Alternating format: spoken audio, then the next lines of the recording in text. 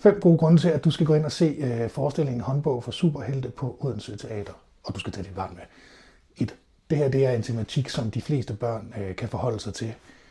Lykkeligvis bliver ikke alle børn mobbet, men det er tematikker, der fylder meget i børns liv, og vil komme til at fylde meget i børns liv med tiden. Og derfor er det så rart at have et forum, hvor man kan snakke om de ting.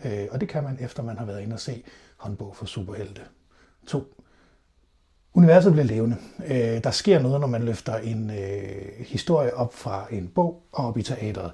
Kostymerne er meget inspireret af tegneserier, graphic novels. Karaktererne får liv af nogle sublime skuespillere, der gør, at vi simpelthen får historien ind på en helt anden måde, end når vi læser den. Det er ikke en argumentation for ikke at læse, men der sker bare noget andet i teatret. Så mærk et univers blive levende lige foran dig. 3. Magien, som du kan mærke, når den rammer dine børn i øjenhøjde.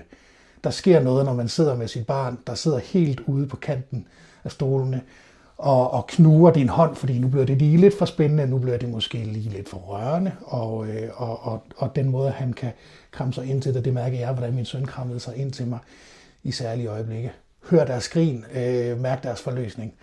Det er magi i børnehøjde. 4. Det er en børneforestilling, men voksne kan også godt se den. Det er en god historie, det handler om superhelte. Hvem vil gerne være en superhelt? Jeg vil. Jeg følte mig lidt som en superhelt, da jeg tog min barn ind og se den her teaterforestilling. 5. Sidste og måske vigtigste grund til, at du skal gå ind og se Håndbog for superhelte, det er, at det her er kunst og kultur, der tager børn seriøst. Det er ikke en opgave, der skal overstås. Man har et oprigtigt ønske om at formidle teater til børn.